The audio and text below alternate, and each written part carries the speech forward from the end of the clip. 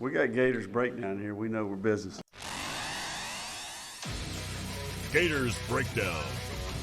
Because there's never a dull moment in Gator Nation. The Gators Breakdown podcast is ready to go. I'm your host, David Waters. You can find me on social media at GatorDave_SEC, coming at you as you knew we would. A little bit late today at the normal 9 to 5 job to take care of. But we got a commitment to talk about. Interior offensive lineman Desmond Green commits to the Gators here on this Thursday, June 26th. So there we go. It's just keeping on rolling on. Some more decisions coming up very, very soon. We'll get into all that as well. So plenty to. It won't be too long of an episode, I don't think. But we got to talk about a commit, of course. Got to talk about a commit, of course. So yeah, but good one. Good one here. Massive size for an interior offensive lineman. We'll get into it like we always do. We'll take a look at some film. Get Corey Bender's thoughts and analysis of Desmond Green when he reviews the film. So there we go. Should be a fun one. And like I said, there's a lot of decisions coming up. We've been kind of teasing it. You guys know if you followed a bit, there's a good bit of decisions coming up in the next few days, next couple of weeks that are going to go a long way for this Florida 2026 class. So we will certainly get into all of that. So everybody hit that like button, getting another commitment right here. So I know you like that. I know you like the news. Like the video as well. Like the work we're doing right here on Gators Breakdown. Comment. Leave some comments. What do you think? Another offensive lineman, the fifth offensive lineman. Right here. I mean, class probably 14 now. So what do you think? What do you think?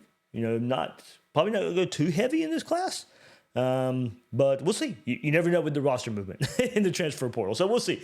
You know, we'll see. Wasn't supposed to go heavy last class either, and we saw it happen because just started getting some really good players down the stretch.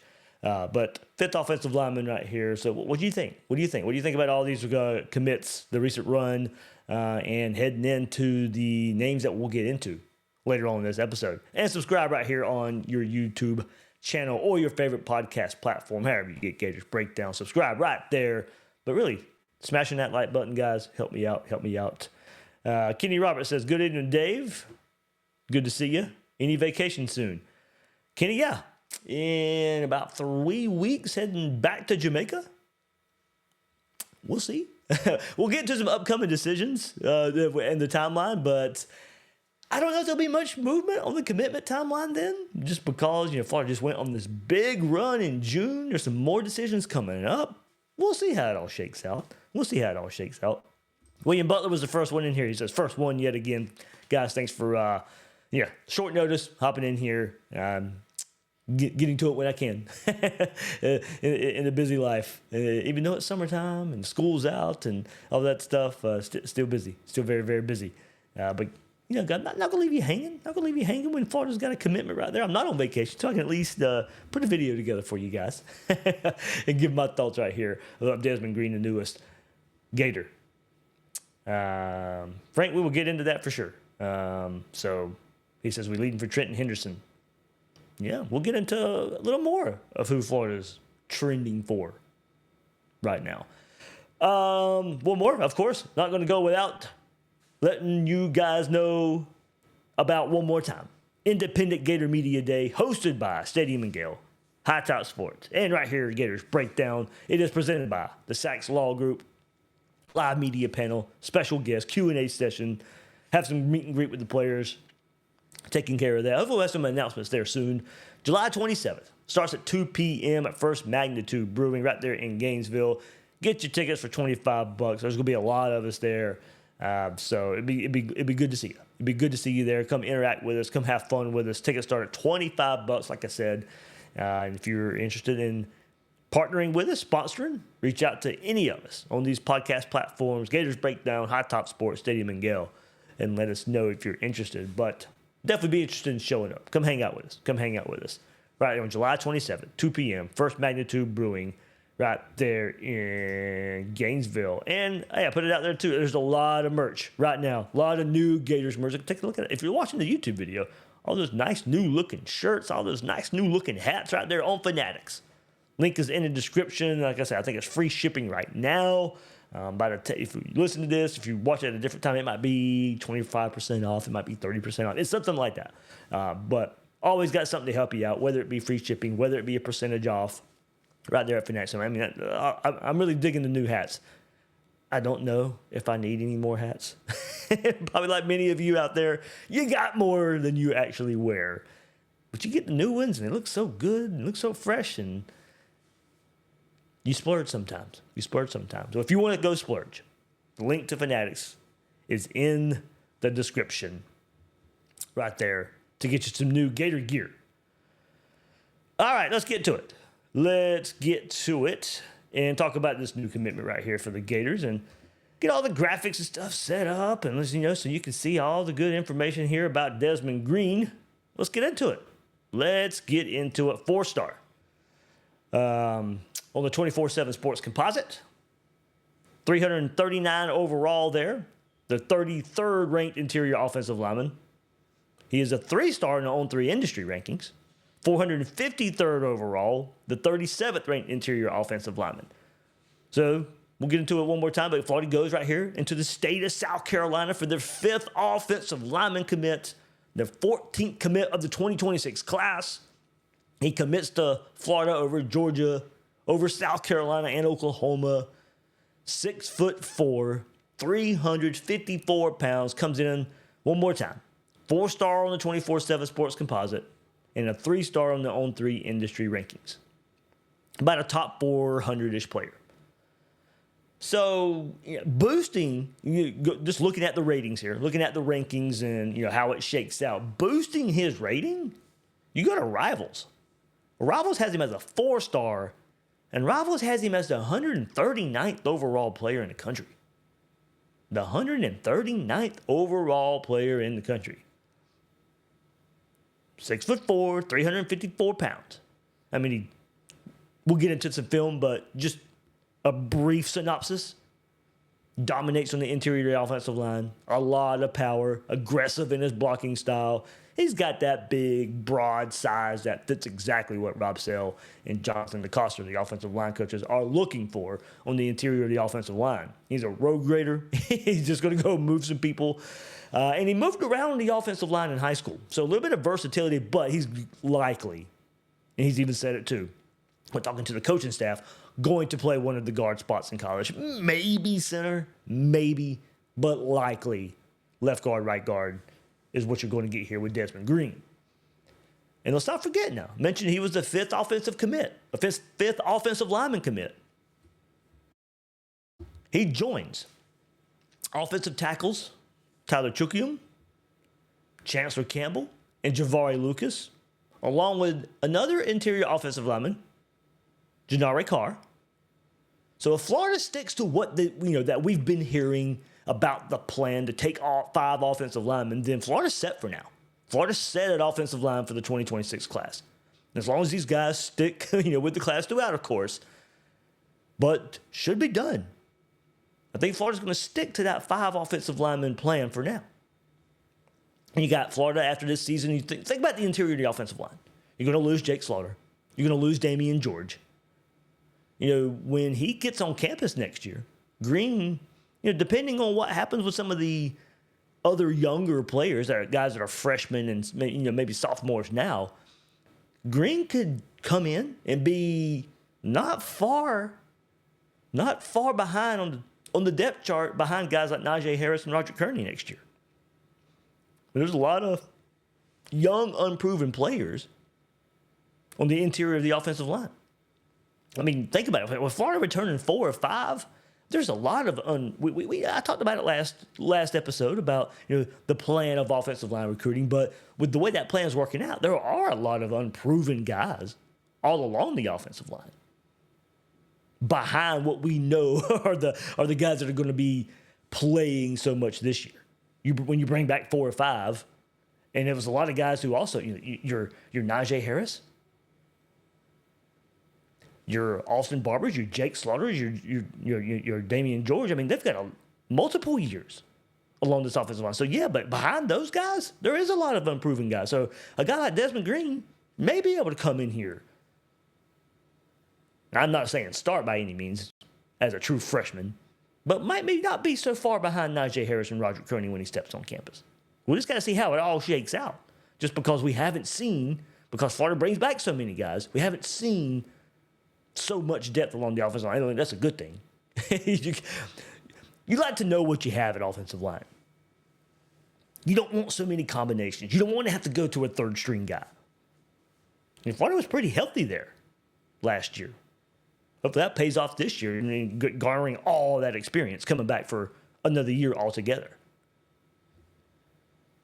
So this came about as favorable for the Gators pretty recently, though. I mean, you go back a month ago, Desmond Green had been on campus. Florida had been interested for a while, but it wasn't a name that if you were making a mock class a month ago, I don't even know if he's on it.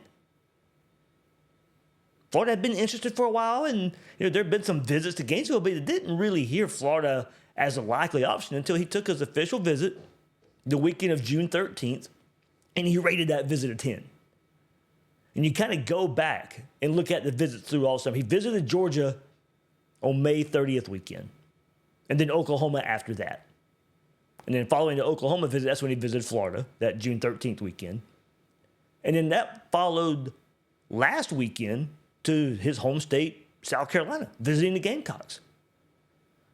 Florida was able to get him away from those schools that had the closest proximity, schools that have recruited him the longest in South Carolina and Georgia. Those were his first two offers. So Florida overcame the proximity. Florida overcame the time that South Carolina and Georgia had been recruiting him. And the Bulldogs were really thought to be the main competition for this one that the Gators overcome. I mean, Georgia, they do have other options, but make no mistake about it, they did want Green. They can pivot. They got some options, but they wanted Green. So Florida was, the finalist. Florida, Georgia, South Carolina, Oklahoma. A lot of good competition there to get the commitment of Desmond Green. Look at what he had to say. Florida really grew on me a lot the last few months, Green told On3's Chad Simmons. Before I started official visits back in the spring, I was keeping it even. But everyone was thinking Georgia was the school. I went to Florida for spring practice, and I liked it a lot. Then on the official visit, I knew it. It hit me like a semi-truck. Florida was the school for me. I had that feeling, and I could not say no to it. I had a different feeling. I fell in love with everything at Florida, from the school to the people to the tradition to the staff to the stadium to the trees. Everything made me feel like home. Man, he's going deep into it. That's what I feel when I'm hitting campus on a Saturday and setting up tailgates and tailgating all day and walking to the stadium. I'm like, I love these trees. I love this stadium. I love these people that I'm around. I mean, here's a guy who's, I'm going to assume 17 years old, and he's getting that treatment. And that's his takeaway on an official visit. I mean, he's going down. When he's explaining Florida, he's going all the way down to the trees on campus. Count me as a fan. Count me as a fan. I loved it. When I read that quote from him, I was like, there we go. That's the kind of kid I want. That's the kind of kid. I'm glad he can fall in love with what he saw on campus in Gainesville. All right, let's get into it. Let's get into some film. Let's get into some film right here. And the analysis from Corey Bender. If you're watching the YouTube version, you can get some good highlights of one Desmond Green. Corey Bender shares, quote, Green brings a different element to the fold. He's not the flashiest name in the class, but his physical tools and aggressive style to play made him a clear target for the Gators. He's a true interior enforcer. Corey goes on to say Green is a classic interior offensive lineman who thrives in the run game. He plays low, gets a strong push at the point of attack, and consistently looks to finish blocks. He brings a nasty edge to the field and doesn't back down from physical matchups in tight space.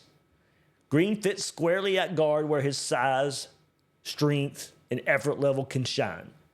While others in the class may project outside, Green's presence gives Florida a tone setter in the middle. He can control the line of scrimmage and bring toughness to the unit. While was he a take for the Gators, Corey says, even in a 5-man class, Green was just never a backup plan. He's a steady, reliable player who fills a clear need. Before he committed, Florida didn't have a true interior mauler on the board. Now, we know Janai Carr is an interior offensive lineman as well, but Green is a true interior mauler on the board, says Corey. Green's comfort with the program, the relationship he built with the staff, and the effort he shows on film made him an easy take. Also, while he may not be a national name, Green checks a lot of boxes for Florida's offensive line room. He is tough, experienced, and plays the game the right way. As Florida continues to focus on building the trenches under Billy Napier, Green is the kind of player who fits right in. Where can Desmond Green improve?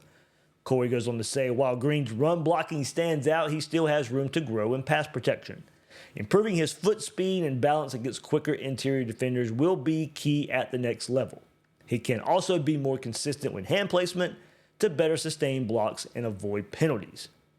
Thankfully for both parties, though, those are coachable traits. Under Rob Sale and Jonathan Decoster, Florida believes Green has the frame and mindset to develop into a reliable SEC interior lineman. His body should really benefit from the Gators strength and conditioning program. So there you go. There's your thoughts from Corey Bender. I mean, you're getting, of course, not putting a label, but what we want every interior offensive lineman to be is an Osiris Torrance type. I mean, the heralded transfer. I mean, look at him just stonewalling guys, and he's not feeling sorry for anybody out there. And yeah, you're not getting away from him. He's just massive. He's overshadowing everybody here in these highlights. Yeah, but you definitely saw a nasty streak. He doesn't let up. He really doesn't let up. I mean, this is like blindside when you're looking at it. But yeah, mean streak, definitely what you want for your. I mean, it's kind of in this 5-man class so far, and that we've seen a lot of these highlights. You're getting some mean physical, straight to the point, like just some mean street guys. And that's what you want your offensive linemen. And don't get me wrong, you're going to see that a lot in offensive line play, but in who they're targeting. But that's definitely what you're getting here, and it's definitely what we've seen in kind of the descriptions as well of so many of these offensive linemen that Florida's bringing in. So, yeah, we know the style Billy Napier likes, and the style of running, the development that plays through in that style of play. And it's going to be interesting to see, like, I bring up Osiris Torrance and how well he was doing. And there was, we wondered when he came in, would he be able to adjust in the SEC? And he fit in just fine. Got himself a brick. A really good offensive lineman there for the Buffalo Bills right now. And we see Najee Harris, a Billy Napier recruited guy going into his third season.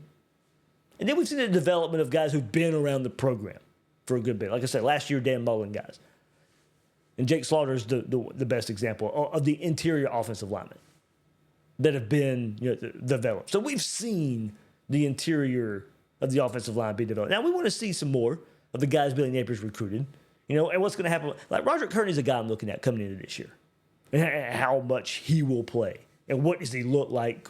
We knew he had to go through a body transformation. He had to put on some more pounds. He had to put on some more strength and conditioning at a college level.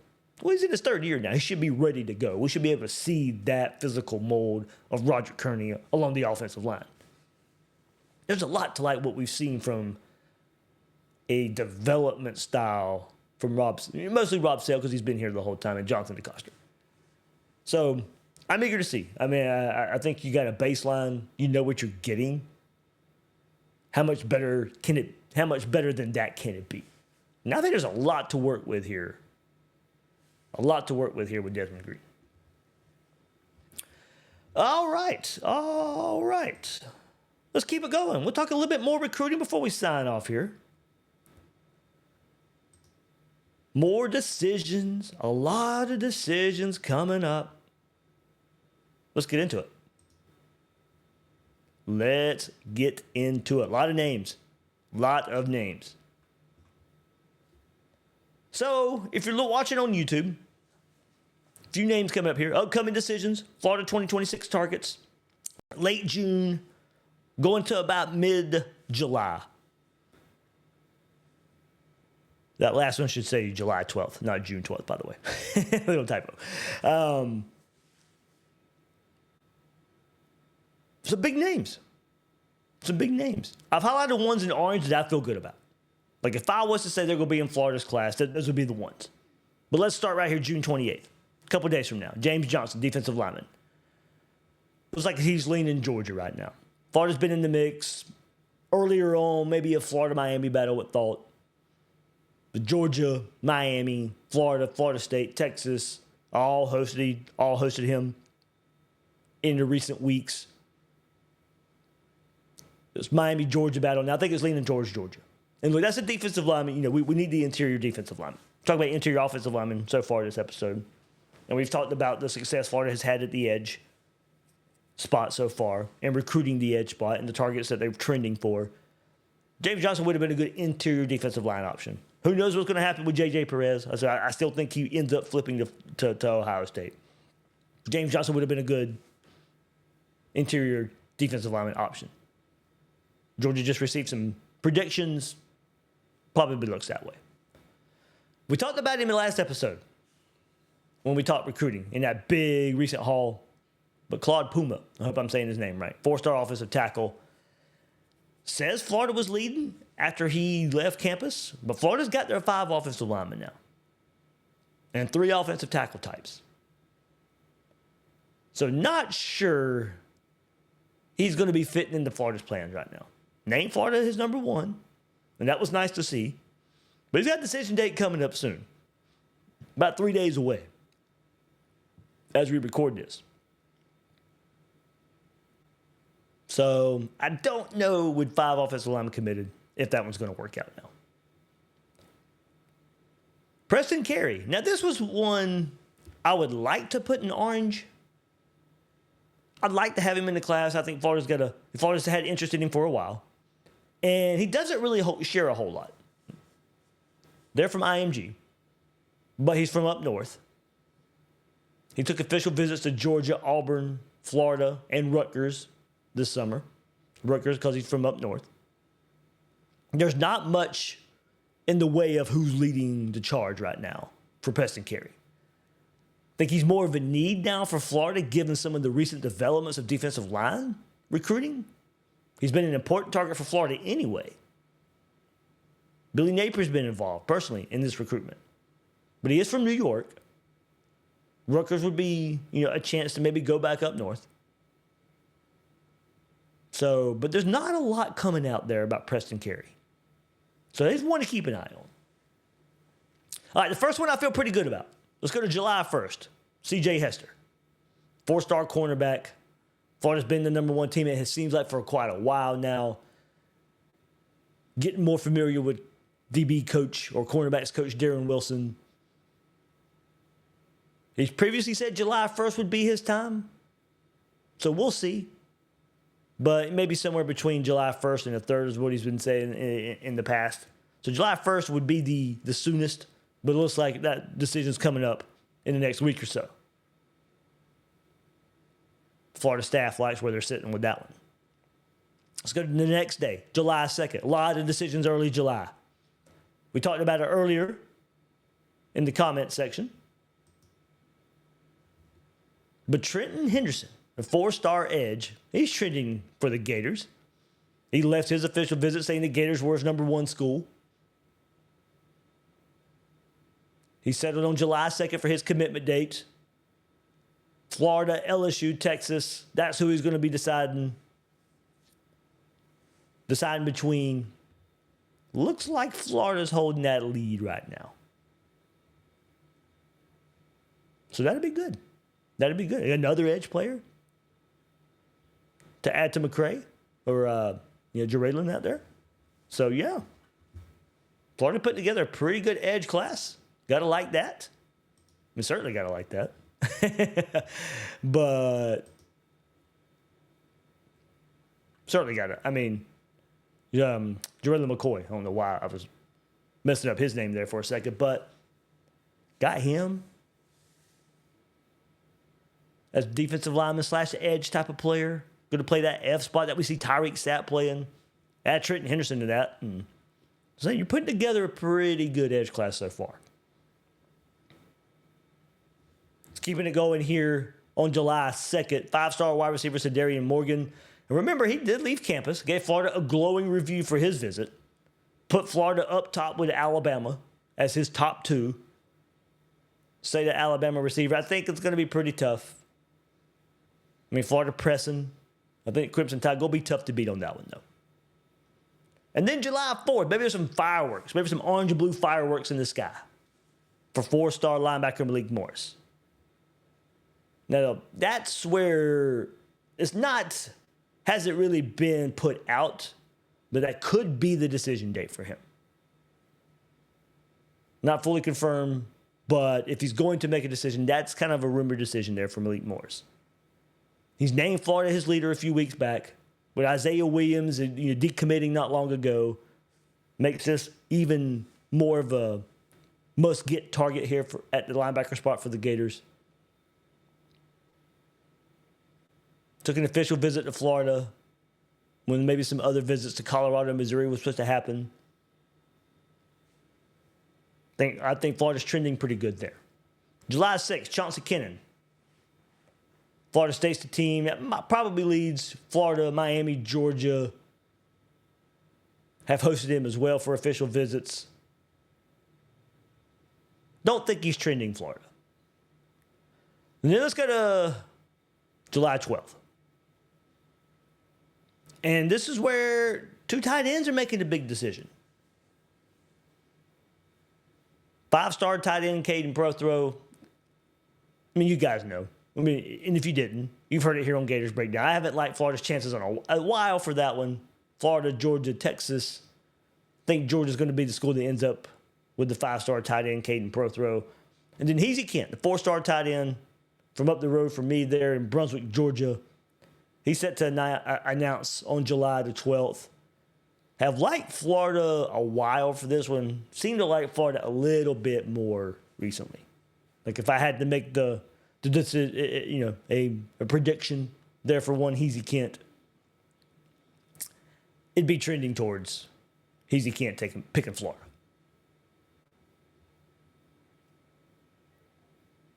I think the staff's pretty confident on that one too. I mean, Russ Callaway, this is one he's been circling. A guy that he's been targeting, been recruiting really heavily. You can see the interest has been there. All right, now let's get to some commits who have hinted at some upcoming decisions. So we don't have any specific dates as of this recording, but guys who can be making their decisions really soon and who I like out of that group. First one I like out of that group, 4-star wide receiver Davion Gross. Baylor, Florida, Oklahoma, the main players for this one. Visited Baylor last week, but came out of that Florida visit, and he was really impressed. I think Florida, I would have been picking Baylor coming into the Florida visit. Florida did a really good job. He mentioned plans to commit sometime in July, not a specific date being set. I think Florida likes where they're at. Now, him being a Texas kid, what we'll see could be the Baylor Bears, could be the Oklahoma Sooners. But for now, I'd put him in Florida's class. What I wish I could put, I don't have enough good intel on Valdon Sone, the 4-star defensive lineman. I know there's been some picks, but his visit schedule has been just everywhere the last few weeks. I'd put this maybe at a 50-50, maybe a little less than 50-50. I think it's close to that. He's been on Florida's campus a ton. I think Florida really liked their chances more so a few weeks ago. Like as I said, when he started taking official visits, couldn't really settle on a Florida visit, couldn't really settle on a Georgia visit, ends up visiting Florida during a midweek visit. And he made it happen. He got on campus. He says his decision could come sometime in July. Just don't know when. But like I said, there's been a lot of movement with how he's handling this. And I'm not saying anything bad about it, just how he's been handling it. So it's tough to get a read on. Another player I like, 4-star wide receiver Samoan Wingo. Florida, Miami, South Carolina seem to be the main competition here. Thoughts of that he could make a decision pretty soon, maybe in the next couple of weeks, but it may not be public. And he may announce sometime in August publicly. So you've liked how many times he's been on Florida's campus, what he has to say about Billy Gonzalez. Being from right up the road in St. Augustine's, close drive there to Gainesville. Like where Florida's at right now for that one. Another one, maybe another linebacker. Maybe you could pair him with Malik Morris, but linebacker DQ Forkpa. No firm timeline yet, but maybe sometime soon. Word is he's still seems to be trending sometime happening in the summer. Maybe a Florida State battle right now. But I like where Florida sits there. And let's go back to Jacksonville. Michigan commit Brody Jennings from Mandarin. He's kept the door open, visited other schools, continues to listen to other schools. That one, I'm not so sure. Had some discussions here in the Jacksonville area. I think a couple of weeks ago really felt pretty good for Florida. But now I don't know. I don't know if there's a clear path for that. I think Florida might be slowing down a little bit with this one. We'll see. And I think this one's pretty fluid. Like I said, committed to Michigan right now. I don't know if that holds. But I can see this being a big 3 battle. Florida State, Miami. I don't know how, at the moment, how hard Florida's pushing for this one. And if somebody not on the list, because I don't really know of a timeline, but I do want to get into, the recent thoughts of Duncanville, Texas 4-star edge Kevin Ford. Another edge player I think Florida's trending for. Florida appears to be pressing the hardest. And you got competition like Alabama, Texas A&M, Ohio State, the big competition here. Maybe those schools are focusing on other guys right now, or focusing on other guys more. No timeline yet. Mike Peterson, and of course, with Ford being from Texas, Joe Hamilton. He's putting in the work here. But Mike Peterson, Joe Hamilton, potentially putting Florida in the lead there for another 4-star edge that could end up in Florida's class. So there you go, a little bit of a breakdown on some upcoming decisions. A lot of them. There's a lot of them. Good to see that Florida's trending for a good bit. Should be an eventful few weeks. So keep it dialed in. Keep it dialed in to Gators Breakdown. Follow it wherever you want to on social media and stuff, but a lot of decisions coming up. Lucas, good seeing you in here, but yeah, this is another name we could probably bring up. Lucas does ask, up Dave, Gators question, do you think if we land Carson Sneed, we would take Kent? That is a good question. Carson Sneed, I wasn't really prepared to talk about Carson Sneed, but committed to Tennessee, been committed to Tennessee for a while. He's a tight end. There is some thought that Florida might be putting themselves into that one a little bit more. So maybe I should have included him in this list. That's a good question, Lucas. Kent is so unique in just the fact that he's such a huge in size, just specimen of a man. I mean, he is gigantic. Could he grow out of a tight end and become an offensive lineman? I know Florida's recruiting him as a tight end, and I know there's thoughts out there from other schools that he will eventually outgrow that, and he's being recruited as an offensive lineman. Florida right now is recruiting him as a tight end. I think that's part of the appeal from his side. I would say maybe since that's maybe a possibility, or maybe two different types here, just because, I think Kent, in some ways, this is his own type.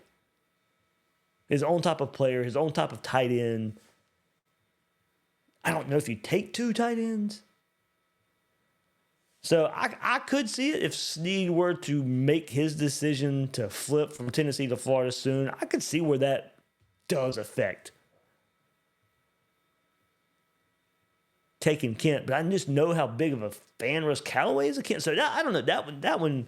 Maybe I can ask around and see what others think about that. But it is interesting. It is interesting if Snead was to flip, what that would do for Kent. It's crossed my mind as well, especially when, like I said, bringing up Carson Snead and knowing that Florida could be a player for a flip. So, that was going to be interesting. I don't really have an answer for you there. Kenny Roberts brings up a good question. I have to go look it up. Probably should have, because it's a really good question. When's the last time we've got 5 offensive linemen? Let's see. Let's just go through it right quick. We got some time.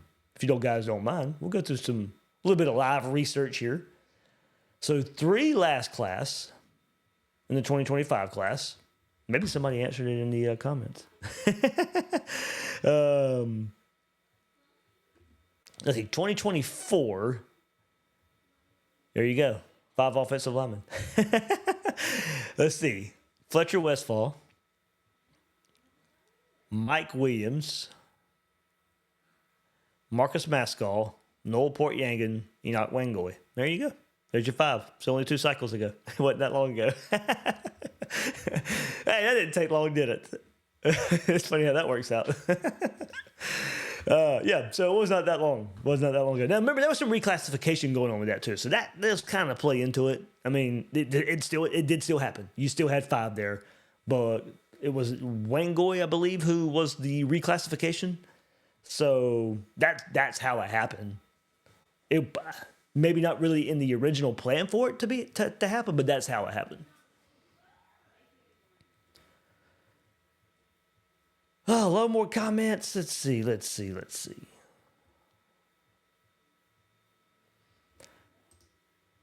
Alvaro Ordonez.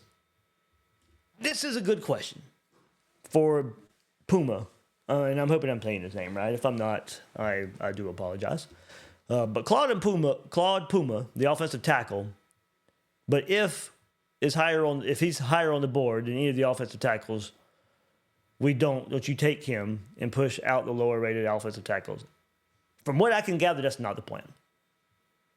It may really have been a first come, first serve spot.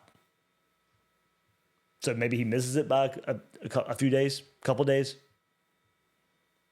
a week or so, couple of weeks when Florida got their last offensive tackles, in the last big recruiting haul. I mean, if he was just to do it anyway, would Florida accept? I don't know. I don't know how hard Florida's pushing any longer.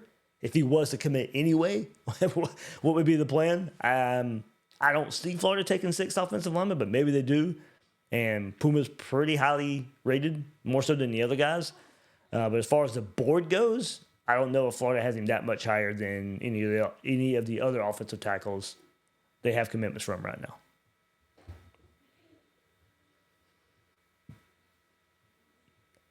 All right. Good stuff.